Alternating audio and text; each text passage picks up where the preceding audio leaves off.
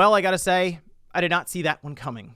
This morning, there was an announcement made that absolutely shocked the gaming world, and that is that Microsoft is going to be acquiring Activision.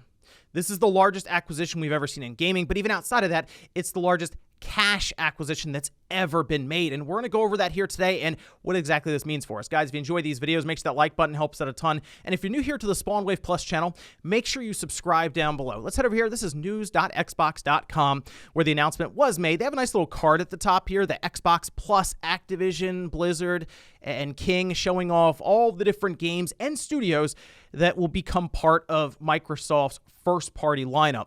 Overwatch, Diablo, Call of Duty, World of Warcraft, Candy Crush, and StarCraft. I know people look at Candy Crush and they're like, what's that doing in there? It makes a lot of money. Mobile games in general are very lucrative, but Candy Crush is like the top tier when it comes to generating revenue on the mobile platform. Anyway, though, Call of Duty, Diablo, Overwatch, World of Warcraft, big time franchises there. Then you see some of the studios, obviously they'll come along with that. Treyarch, High Moon, Beanox, Infinity Ward, Toys for Bob, Vicarious Visions, somewhere in there still, we think.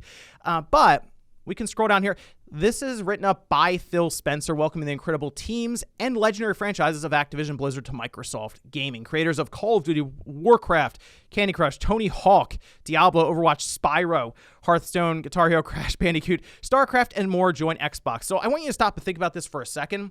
Back in the 90s, it was Crash Bandicoot with Sony versus Mario with Nintendo, and, well, now Microsoft owns Crash Bandicoot and Spyro the Dragon, which is like 2022 is weird. But anyway, he goes on to say, until this transaction closes, Activision Blizzard and Microsoft Gaming will continue to operate independently.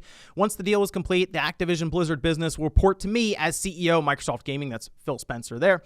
Upon close, we will offer as many Activision Blizzard games as we can within Xbox Game Pass and PC Game Pass, both new titles and games from Activision Blizzard's incredible catalog. We also announced today that Game Pass now has more than 25 million subscribers. As always, we look forward to continuing to add more value and more great games to Game Pass. Now, they're looking to close this deal in 2023, so they still have a while. They have to go through some antitrust laws and all kinds of different regulations to get it to the finish line. Microsoft seems pretty confident that it will happen, and if you think about just how big gaming is, I know this is a massive acquisition, and with that comes concerns around consolidation in gaming, and those are very real concerns right now based on a lot of acquisitions we're seeing. I mean, I know people look at Zynga and they don't think of like a Call of Duty or something. That's still a very big acquisition that was made by Take-Two. Now we see Microsoft moving and acquiring Activision. You start to realize, wow, if all these studios bigger publishers keep buying other bigger publishers and studios, you're going to end up with just a few to buy from. Now, this entire thing did not come cheap as expected. Activision makes a lot of money. Call of Duty is always at the top of the MPD sales charts for the entire year. And a lot of times, it's even the previous Call of Duty that's up there as well. This actually cost Microsoft $68.7 billion. All cash. Like, generally you hear like, okay, there's some cash, there's some stock involved.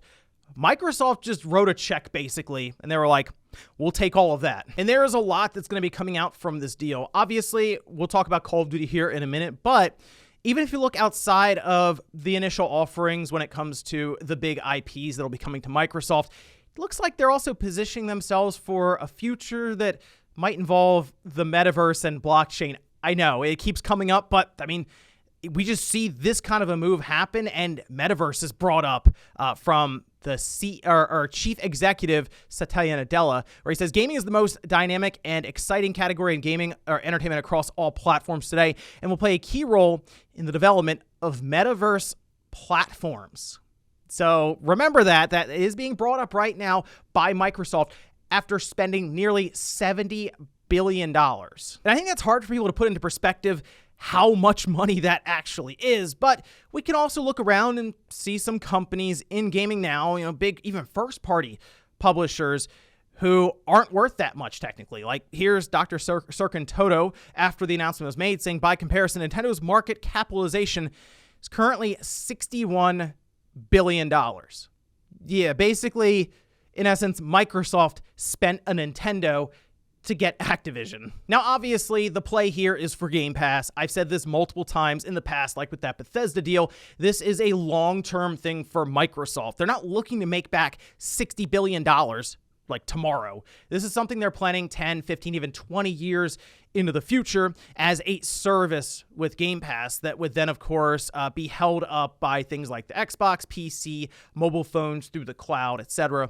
And the idea of spending $70 billion as an investment rather than maybe just cash sitting around in the bank is probably something that makes more sense to Microsoft in the long run. And let's be real, Activision was going through quite a bit here, and based on some reports coming out, a lot of employees and developers and all this at Activision seem more optimistic with Microsoft coming in and acquiring, or at least starting the process to acquire Activision and Blizzard here now. So, I mean, if there's one, I guess, large publisher you'd look at and say, well, they probably needed something like that to happen based on what's going on with the public opinion around them, it's Activision Blizzard. There's also a lot of talks coming out that Bobby Kotick will stick with them until the deal is done, which, I mean, yeah, they can't exactly say, we're going to buy you in like a year, it'll get all done, but you got to go now.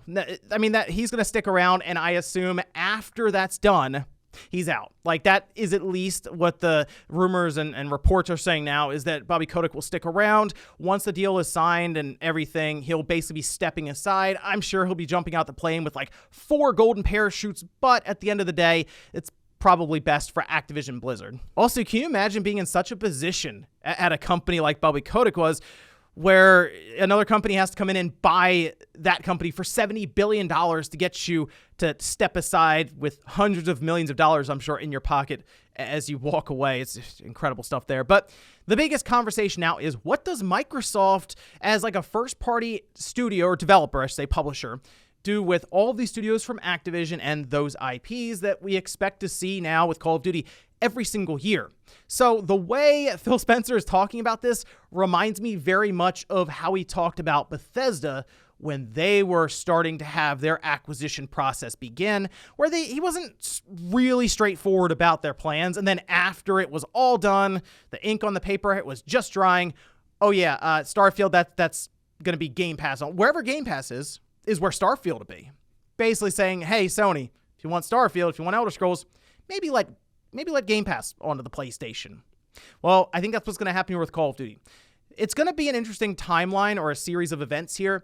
I think Call of Duty Warzone will stay on all platforms. That's like Minecraft to me, where Microsoft looks around and says, hey, there are already established communities. We'll leave it there. It'll generate revenue as we go along, whatever, fine. It's also a good tool for people who may be playing it on PlayStation, who see the new Call of Duty coming up, to be like, oh, I would like to do that. Where do I get it? On Game Pass.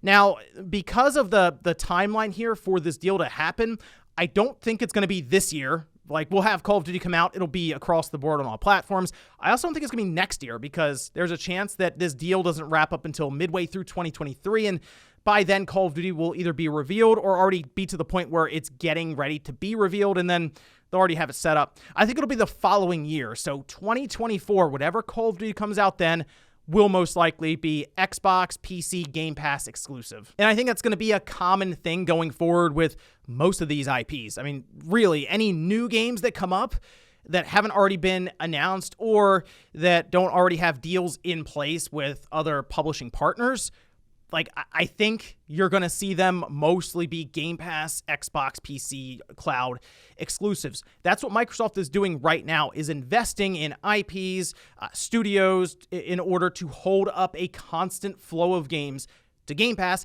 And yes, get to the 100 million, the 200 million, the 300 million subscription number. And I know that's going to be a conversation that will be had probably throughout the next year or so when it comes to Call of Duty, especially when you see things like this. Like, look at the top 20 video games in the US for all of 2021. You can already take a guess what they are. It's Call of Duty Vanguard and then Call of Duty Black Ops Cold War.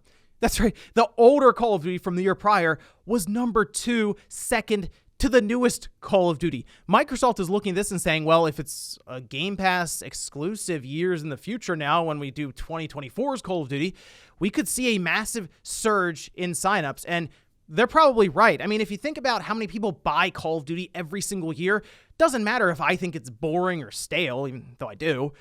people still buy it in droves. So yes, that is a massive push for Microsoft here, and probably one of the big reasons they decided to buy Activision, along with plans outside of gaming when it comes to metaverse plays. And really, time will tell with how this acquisition goes and if it ends up being a good thing or a bad thing for gaming overall. I know people don't like to see large acquisitions necessarily because of that consolidation concern, but Activision was kind of annoying me anyway, so I look at this and say, oh wow, maybe that means we could see a new Crash Bandicoot game.